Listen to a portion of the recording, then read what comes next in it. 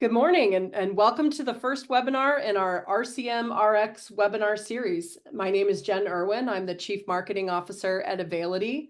Welcome to today's session, which is entitled Maximizing Revenue, Why Direct Payer Connectivity is Your Fastest Path to Cash.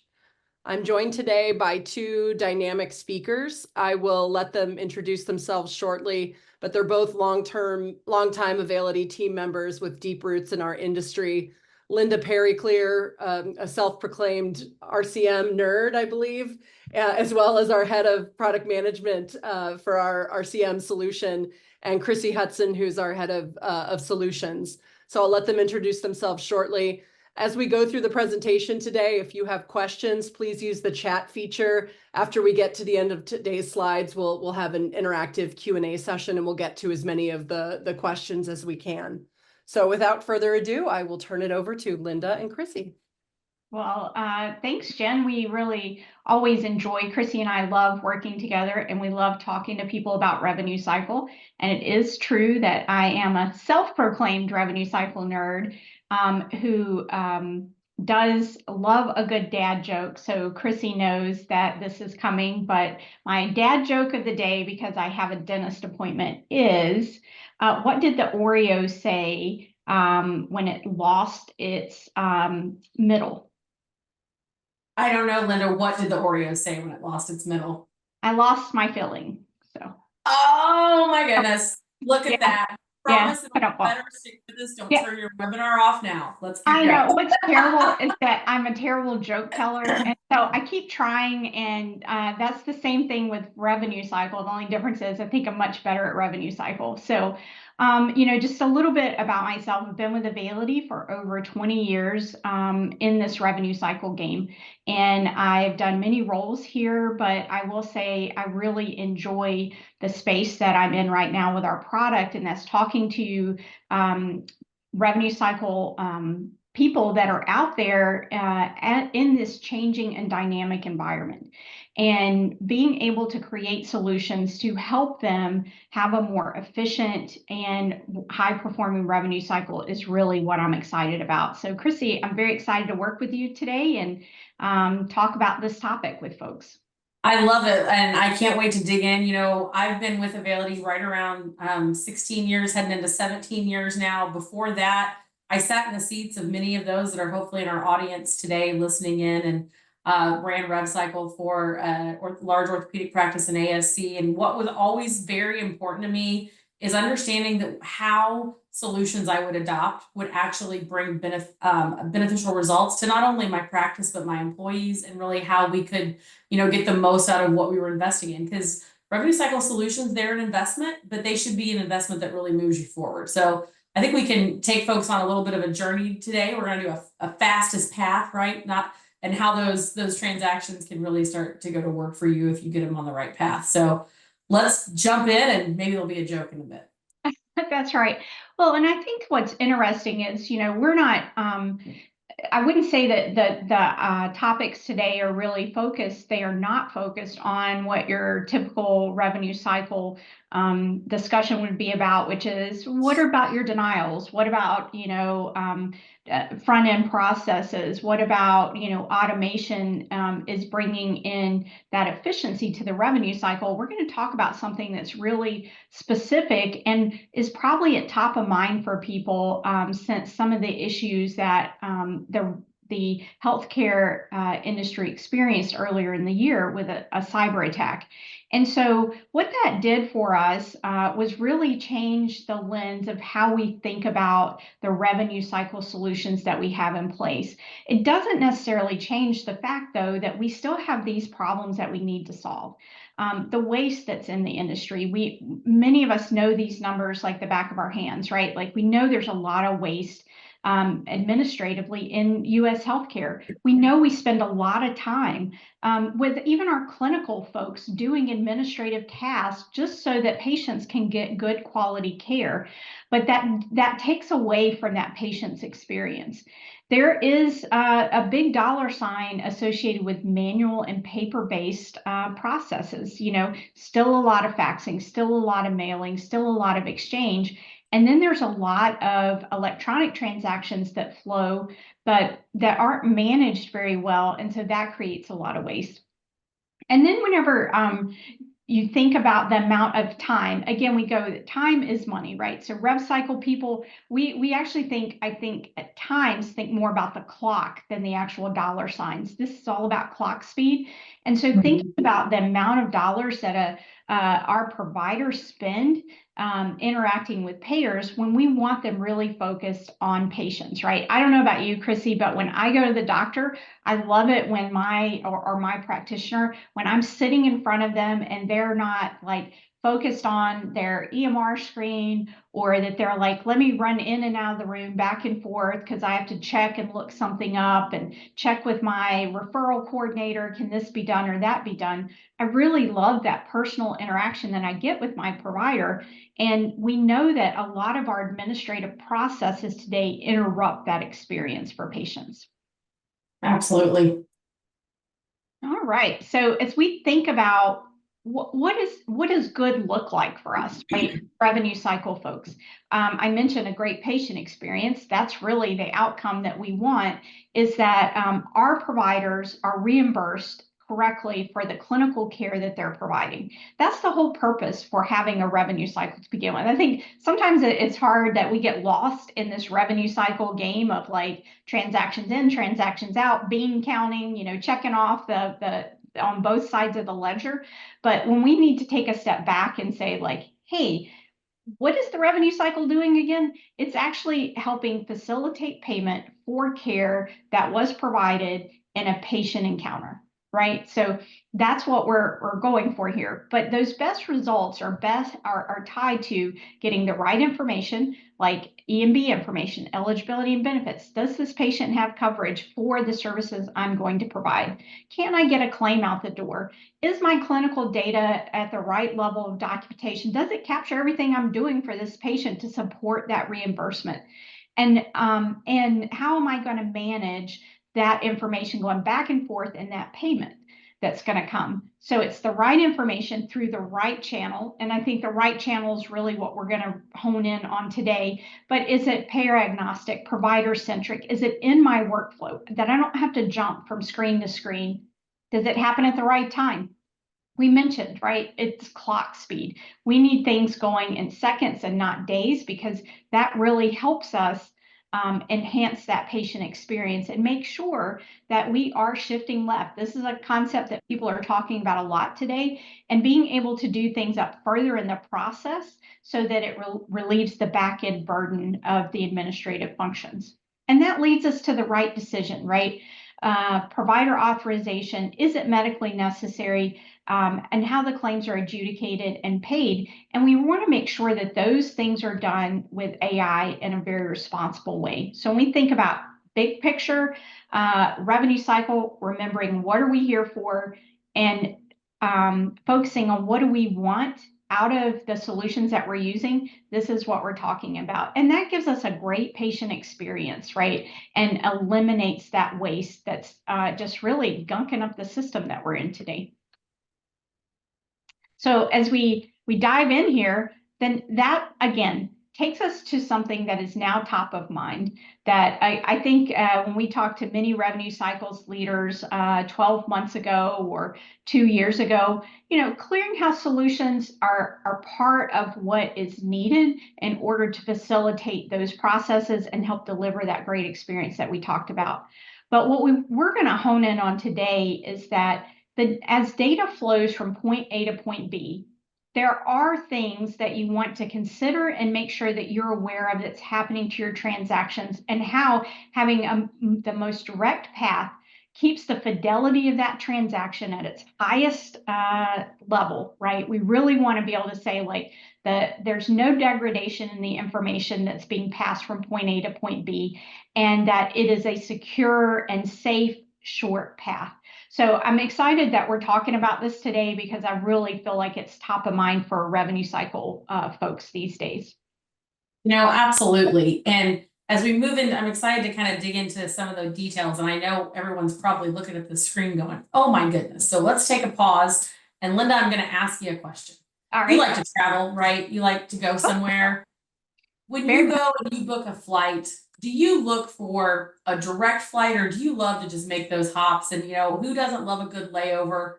Which one are you looking for, Linda? Well, I don't know, Chrissy, you do know that I moved specifically to a city that was a hub for an airport so that I could direct flights.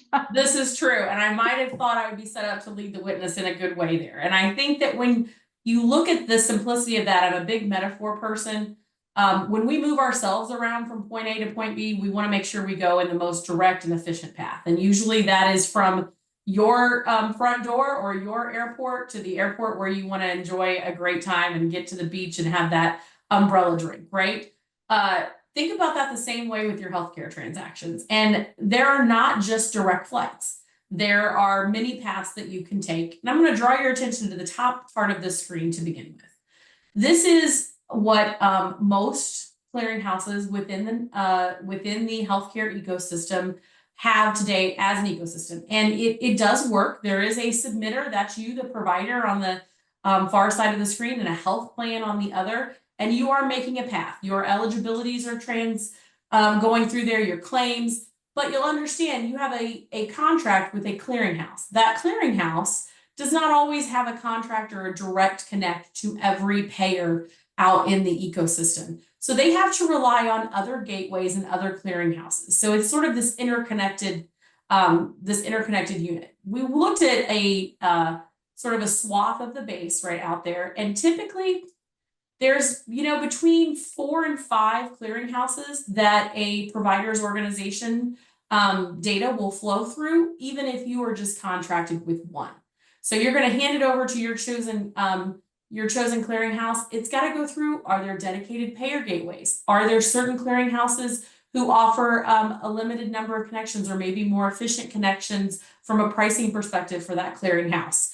And one thing you'll see, even if you're not using Availity as your initial clearinghouse, we're a little smitten with Availity ourselves with where we work, but we're usually in your path, because Availity actually represents around 80% of all the covered blue lives, and between 40-45% of all commercial that have to travel through our pipes before it ever reaches the plan, because we've optimized that connectivity to the plan. So as an alternative, you can start asking questions when you go into those conversations with your clearinghouse and RCM vendor to say, what is this ticket? What's this ticket I'm booking for my claims, my remits, my elage? How are they going to travel? Availity, we're very transparent. We have 95% of our volume travels directly from our front door to the payer's front door. They move, we call it the Availity Intelligent Gateway. It's the power of our network that really powers all of our solutions out to the submitter and the providers, being able to really watch those transactions and have good congruency. Now there's 5%, we work with that partner network, and we understand that there will be opportunities where there may be some of your volume that we would need to work with a partner with. The other difference that we have, we're transparent about that. So if you call us and you want to understand, where your claim is, we're gonna open the curtain a little bit. We're gonna show you how that's traveling. It brings back to mind, my metaphor game, right? Linda, I know we're not old enough to remember this, but there used to be commercials on at 10 o'clock. The news would start and it would say, "It's 10 o'clock. Do you know where your children are?" I think around the end of February, a lot of revenue cycle leaders for the first time are waking up saying, it's 10 a.m. Do you know where your claims are? And at Availity, we really pride ourselves on giving you that transparency. So we can move on to the next slide here, and really looking at, so I'm talking a good game here, right? You want to go to point A to point B, but what's that really mean? What are you getting when you do that direct path? Number one on everyone's mind right now is security and resiliency. We're going to have a great new, as part of this RCMRX series, you're going to hear from our chief security officer, I think, in the weeks to come, and he will dig much deeper here. But cyber threats are a thing that everyone has to be aware of now. It's honestly not something that anyone will probably avoid. But what's important is having a good resiliency plan and redundancy plan, making sure you're asking the right questions of your clearinghouse and RCM vendor to say, what happens if you get hit? What's your plan? How do you recover from that? That's one. And when you have a very direct path, there's less contingency that has to be built, right? So you don't have to ask about what's the redundancy plan for all 6 potential paths my claims can flow. what's just the couple. Next, this one is more what we think about every day. You know, do you have the ability to get good editing and good claim data and, you know, really, you know, we talked about like focusing on that denial rate, focusing on that clean claim rate. One of the best ways to do that is when your clearinghouse or your RCM vendor has a direct connection and relationship with your payer. By Availity's dual-sided network, we have relationships on both sides. Sometimes in the provider seat, you might think, oh, I don't know if that's a good thing.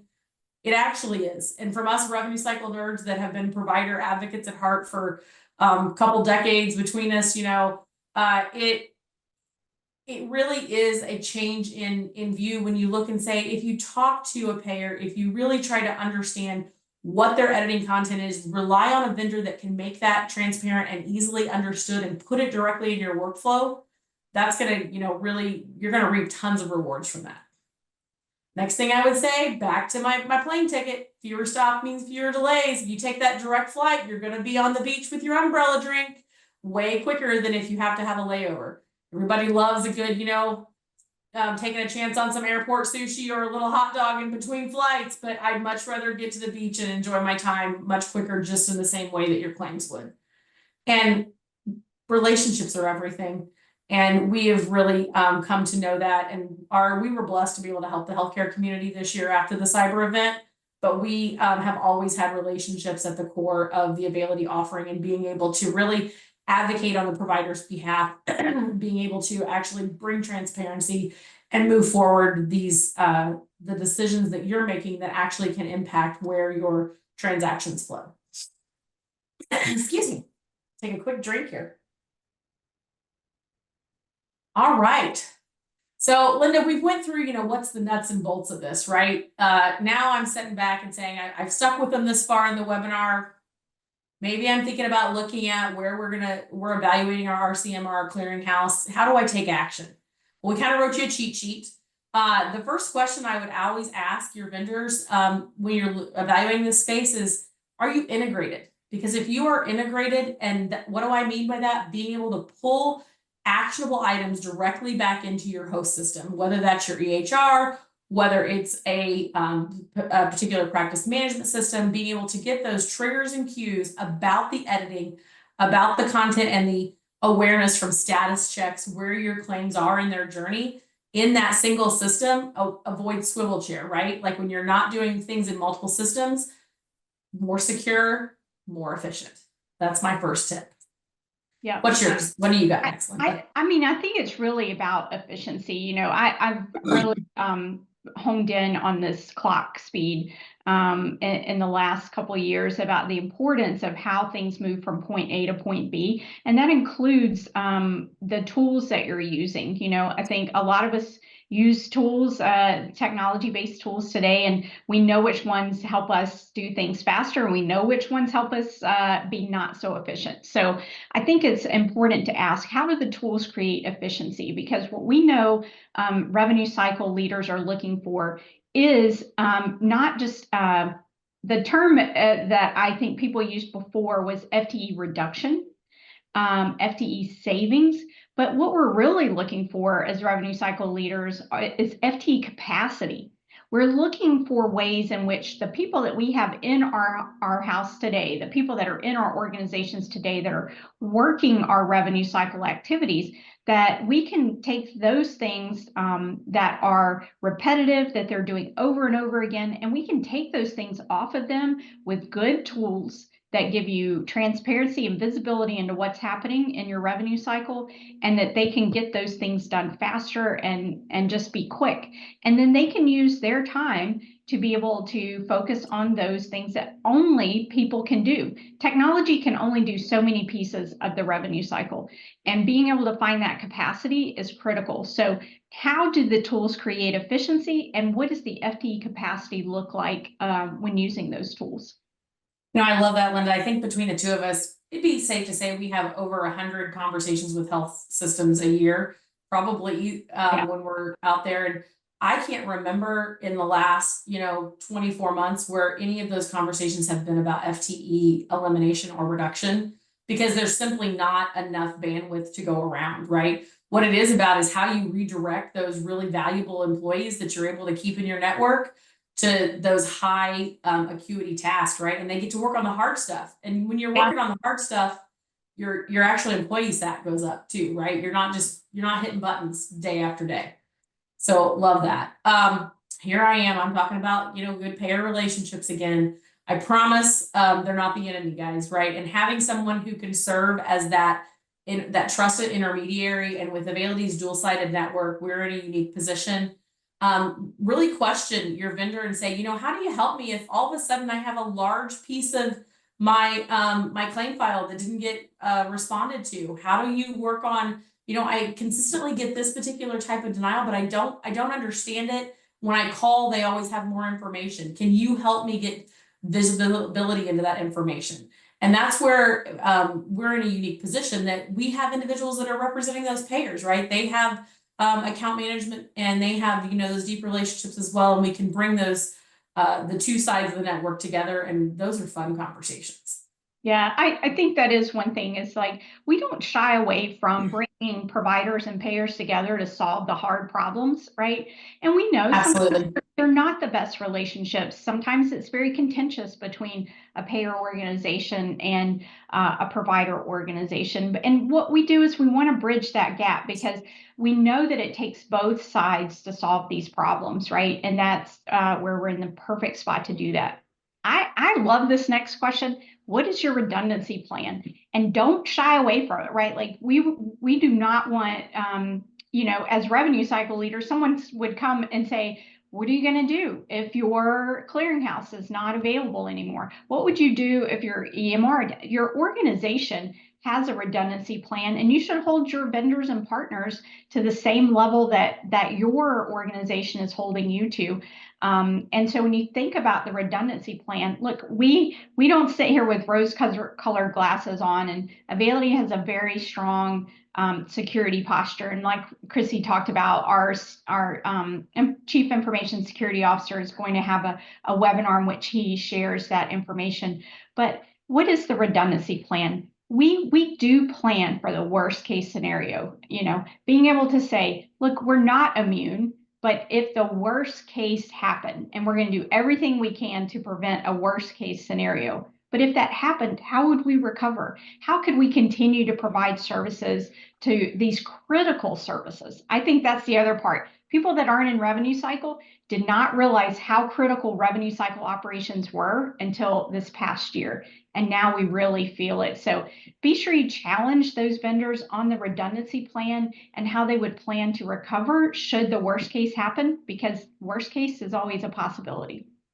Yeah, that's so true. And I think back to my time in the provider space, and I sat around a lot of tables where we did like emergency management and planning. And it was always about, do you have the right generators? Do you have the right folks from RevCycle that can come help out if you just need to move patients through in an emergency? And it would come up to, RevCycle, and there was a little check mark of, yes, we know how the phone numbers to call people, right? That list has got to change dramatically, and we can help you as Availity. We can help you build that plan. We can help you be transparent with your leadership and understand, what if there is another cyber event? What is your plan? And, last but not least, my our slide where you were showing that path, my direct flight. What are the indirect and direct connections with the vendor that you're choosing? Ask. You have a right to know where your claims are. It's 10 o'clock. Where are your claims today, right? So ask those questions. If you can provide your payer list to your vendor and they can't help to provide you back what path those various payers are going to take, continue asking questions. Yeah, absolutely. And what that means at Availity, we'll tell you 95% of your claims are going to come from our door directly to the payer's door, and those 5% we're gonna work with you, and we're gonna pull back the curtain and let you know why they're traveling a different path and what our redundancy plans are for that. So I've been so happy to have folks with us today. We've been alluding to how Availity can help, but if folks aren't super familiar, Linda, do you want to take us through a few things about our organization maybe next? Sure. Yeah, I think as we move to the next slide, you'll get some information about just who is Availity. And we've alluded to it. Both Chrissy and I have been with this organization for a long time, and that's because we're very invested in what we do here at Availity. You know, being able to serve both providers and health plans. And that is why Availity is unique, is because of where we sit in the marketplace. We have a view of the provider's needs to be able to interact with the health plan. So as we're building out those tools for providers to use, we know how that's going to interact with the health plan system. As health plans are bringing things to market, we help them understand how can you get a provider to adopt an electronic solution so that there's an efficiency gain there. And again, with the whole point of what we do, giving the patient the best experience possible. And so you'll just see here that, you know, we work with many types of organizations, whether you're an IDN, whether you're you know, in that academic medical space, whether you're a specialty type provider, and all of the different health plans throughout the country. You'll see that there's a lot of variety in what Availity, the kinds of providers and health plans Availity works with, and that does give us a unique position to build out, you know, strong solutions that really solve problems. Absolutely. And, you know, I always like to end with a little bit of a word from our customers, right? We work here and everybody's like, you know, why should we listen to you? We do love what we do. But we would love for you to talk to our customers as well that have experienced this. A very valued member of the revenue cycle community, Philip Boyce, he is the SVP and Chief Revenue Officer for Baptist Health in Jacksonville. He had recently, you know, talked to us a little bit about what it meant to be a part of the Availity network post the cybersecurity event and how that had him looking at his choice and what he was doing. So really that direct connectivity, it's vital, and it cuts through the noise and reduces rejections. And we would be happy to help you talk with other members of our community as well. So Jen, I think that's what we have, but we love questions. What you got for us? So we do have a few questions, you know, some of which we touched on a little bit, but, you know, let's just maybe for the sake of clarity. So, you know, obviously February 21st happened this year, which was a major, you know, industry event that, you know, disrupted connectivity for many entities in the healthcare space. How has that event changed conversations that you're having in the field with providers as they evaluate RCM solutions? I'll just tee that up and I'll jump in first, Linda, and then if you want to add something. You know, we have always had security at the core of our posture, but it was much more something that was under the covers a bit that we didn't necessarily lead with external conversations on. We were very focused internally, but we hadn't really thought about how much should we be, how transparent should we be, what do our customers want to know about this? And let me tell you, you guys want to know a lot, and you deserve to know a lot.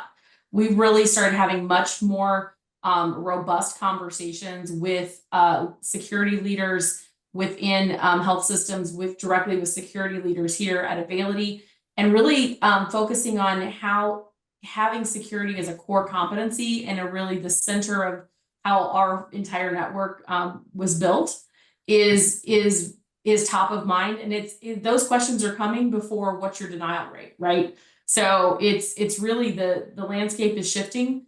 The core RCM features, super important still, but they almost become the icing on the cake. People are understanding there has to be the middle of that cake first that's built on a very strong redundant network.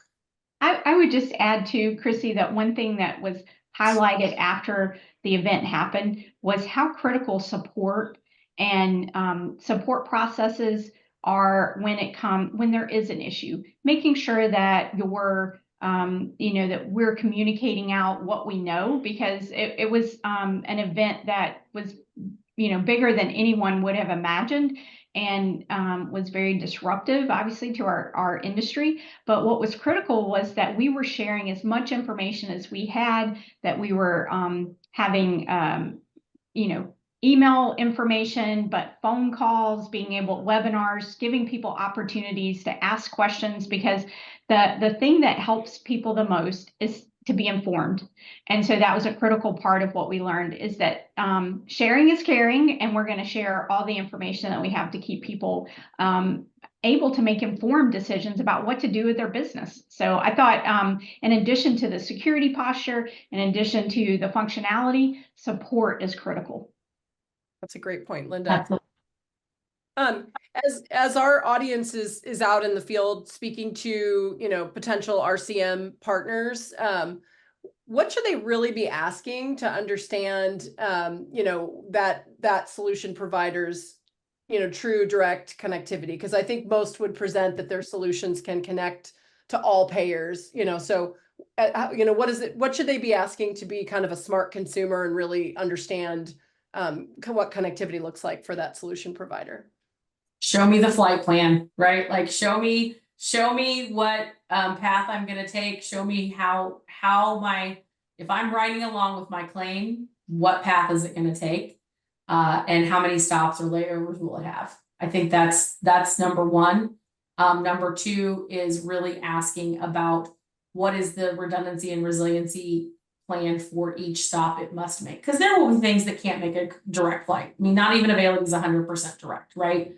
But we have very detailed plans when you have to make a layover. We want to make that experience as pleasant as possible and have good redundancy plans there. Yep. Totally agree. I just think that visibility, transparency gives you that ability to make an informed decision. And that's again, that's like my mantra, informed decisions. There's lots of decisions to be made when managing your revenue cycle. So you've got to have visibility and transparency to make the most informed decisions. Yep. I guess another question, or maybe I'll combine two that I see in the chat, how do Availity's, you mentioned 95% direct connections, how does that compare to other providers, the other solution providers in the RCM space? And, maybe when you talk about dual-sided network, like what do we mean by that? So I'll take the first one, Linda, and then I'll let you kind of jump into the dual-sided network. So what we I'll start with facts, Jen, right? So, and Availity is very transparent with where we have dedicated payer gateway connections. And that's for 80% of the blues, as well as 40 to 45% of the commercial lives, depending on how that is tracked. And what a dedicated gateway means is that we are the payer's front door. We are where the claim, the eligibility must stop, the remit must start before it's delivered to you as a customer. With our breadth in the market and those relationships that we have, there is a significant discrepancy between Availity's direct connectivity and others because of the payer relationships that we have. It's very hard to calculate what the other percentages look like, but we can share what ours connectivity is and contractually how that is all set up. And I think when I think about the dual-sided network, like what does that really mean? Like give me the meat on the bone here. Like what are we really talking about? And so I was thinking about like the opportunities where I've seen us flex the dual-sided network, right? Both sides. An example I think about is that we had a large provider health system that was having a problem with the way a remark code was being sent on an 835, the electronic remittance they used to post your payments.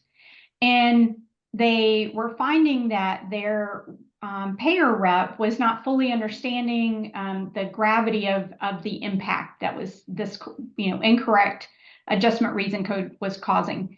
And we were able to broker a conversation, and as those transactions flow through the Availity network, show both the provider and the health plan as an impartial, voice. This is what we're seeing on the file, and help people understand that and get a correction made by the health plan so that those remits or those payments would post correctly. So that direct relationship that we have with health plans really helped solve a real world problem, not a big fancy words of, of like it took months and months to solve. No, we got on the phone with people, we showed each other data, and we were able to solve the problem. The other thing that I love about this dual-sided network is when we have these health plans that want to bring efficiency to the provider network, they'll come to us and say, do you have a provider that we can work with that can help reduce the number of fax claims that are coming in? And you'll see that actually there's a case study that we just published, I believe, out on our website that talks about the number of paper claims we were able to help a health plan reduce based on some of the solutions that we rolled out, right? Because we worked together and the health plan said, like, hey, we'd really like to reduce paper. Can you help us find a partner that can, within a provider that could help us put this on the map? And we did, and it was a great success. So it's really just, it's real world in the trenches kind of stuff that we do day in and day out. And it's also those strategic conversations. How are we as an industry going to move the needle in the authorization space? Thinking about our end-to-end authorization solution. And we sit in a unique position to bring both providers and health plans together to have really meaningful conversations and also get the work done in the trenches. That's what a dual-sided network is all about. I love it. So I think that, sort of wraps the questions that I see in the chat. I guess before we sign off, any closing thoughts, Chrissy and Linda, that you would like to share? Excuse me, no, I'm just really thankful for everybody joining us today. Linda and I are both out there. We can put our contact information at the end of this as well. We're happy to take questions, and we would love for you to kind of come and evaluate the Availity solution. And we believe that we always more room in the family, right? And we would love to have folks come over and kind of take a closer look. Yeah, we really appreciate people taking time out to participate and listen to the options that are out there and what we're seeing happening in the revenue cycle. I'm also open to people giving me feedback on my joke delivery via LinkedIn. Anything I can do to improve that part of my stand-up, I'm always happy to take that feedback. But just look forward to being able to work with other revenue cycle leaders and solve real-world problems. So thanks for giving us the opportunity today.